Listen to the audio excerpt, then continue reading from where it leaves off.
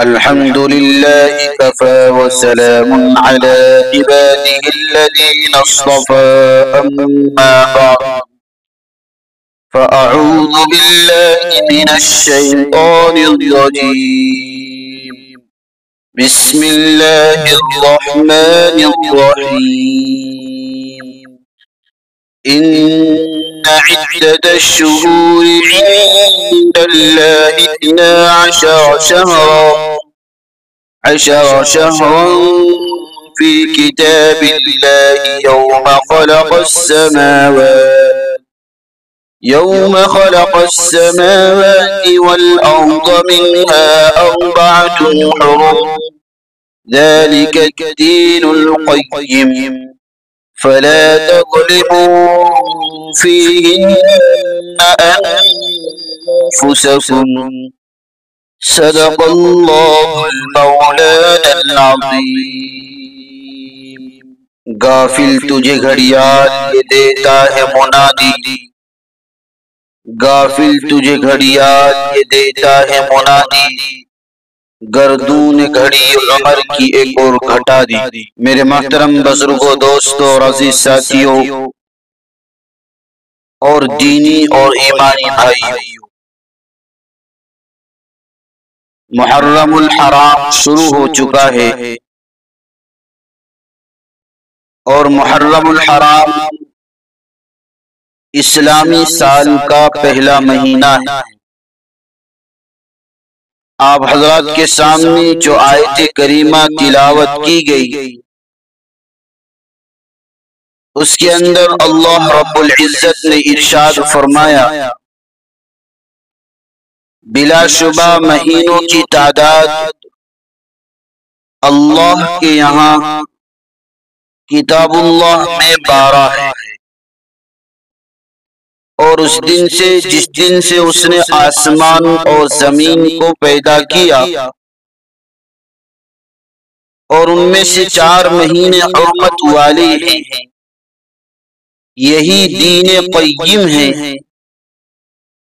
تو تم ان میں اپنی جانوں پر ظلم نہ ڈھانا۔ عزیزان گرامی، اس آیت سے پتہ چلتا ہے کہ اللہ تبارک و تعالی نے شروع ہی سے روز اول سے 12 مہینے مقرر فرما رکھے ہیں، جن میں 4 مہینے حرمت والے ہیں، جن میں قتال و جدال کی بالخصوص ممانعت ہے، یعنی ان مہینوں میں لڑائی جھگڑا، فسق و فجور، بری باتیں، ان سب چیزوں سے ہمیں رکنا چاہیے، باز رہنا چاہیے۔ اور یہ کون سے مہینے ہیں، ان کی تفصیل اس حدیث سے ہوتی ہے کہ حضرت ابو ہریرہ رضی اللہ تعالی عنہ سے مروی ہے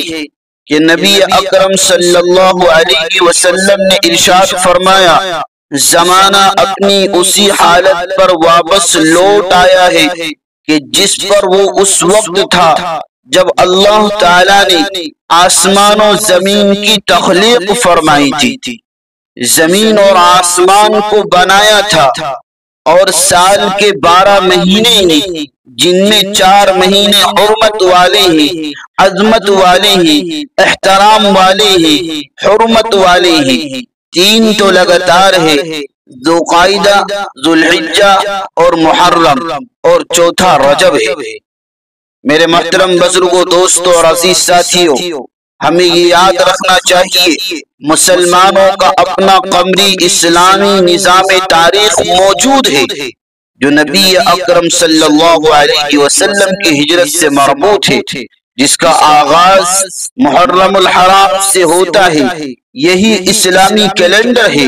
لیکن افسوس تو یہاں آ کر کے ہوتا ہے کہ ہم میں سے اکثر کو اس کا علم بھی نہیں ہو پاتا۔ محرم الحرام سن ہجری کا پہلا مہینہ ہے، جس سے مسلمانوں کے نئے سال کا آغاز ہوتا ہے، جس کی بنیاد آپ صلی اللہ علیہ وسلم کی واقعہ ہجرت پر مربوط ہے، مگر اس اسلامی سن کا استعمال خلیفہ ثانی حضرت عمر فاروق رضی اللہ تعالی عنہ کے عہد سے شروع ہوا۔ اس کے آغاز کے بارے میں مورخین لکھتے ہیں کہ یمن کے گورنر حضرت ابو موسیٰ اشعری رضی اللہ تعالیٰ عنہ کے پاس خلیفہ وقت حضرت عمر فاروق رضی اللہ تعالیٰ عنہ کے فرمان آتے تھے جن پر تاریخ کا اندراج نہیں ہوتا تھا، ان پر تاریخ لکھی ہوئی نہیں ہوتی تھی، تو حضرت ابو موسیٰ اشعری رضی اللہ تعالیٰ عنہ کی توجہ دلانے پر حضرت عمر فاروق رضی اللہ تعالیٰ عنہ نے صحابہ کرام کو جمع کیا اور اس سلسلے میں آپ نے گفتگو فرمائی۔ تو صحابہ کرام نے اسلامی کیلنڈر کی ابتدا کے تعلق سے مختلف مشورے دیے۔ کسی نے صلی اللہ علیہ وسلم کی ولادت یا نبوت یا ہجرت سے شروع کرنے کے مختلف مشورے اور مختلف آراء دی، تو بالآخر یہ بات طے ہوئی کہ اپنے کیلنڈر کی تاریخ کی بنیاد واقع ہجرت کو بنایا جائے اور اس کی ابتدا ماہ محرم الحرام سے کی جائے۔ میرے عزیزو، ہمیں اس تاریخ کو اور اس پس منظر کو یاد رکھنا چاہیے، اور ساتھ ساتھ میں ہمیں اس بات پر بھی توجہ دینی چاہیے کہ ہماری زندگی کا ایک سال کم ہو گیا ہے۔ آج مسلمان نئے سال پر مبارکباد پیش کرتے ہیں، نئے سال کی آمد پر جشن مناتے ہیں۔ انہیں معلوم ہونا چاہیے کہ اس نئے سال کی آمد پر ہماری زندگی کا ایک سال کم ہو گیا، ہماری زندگی کا ایک برس کم ہو گیا۔ زندگی اللہ تعالیٰ کی طرف سے عطا کردہ بیش بہا نعمت ہے، یہ قدر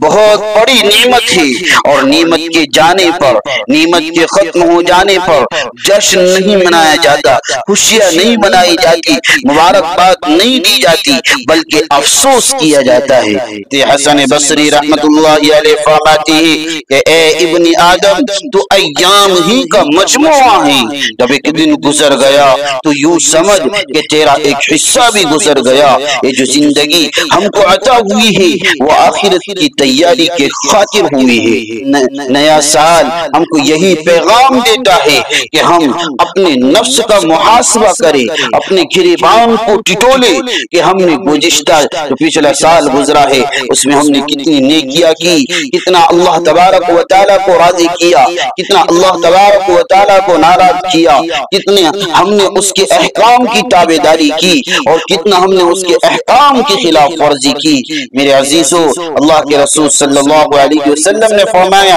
الکیس من دان نفسہ، کہ عقل مند وہ شخص ہے جو اپنے نفس کا محاسبہ کرتا رہے، اپنے گریبان کو ٹٹولتا رہے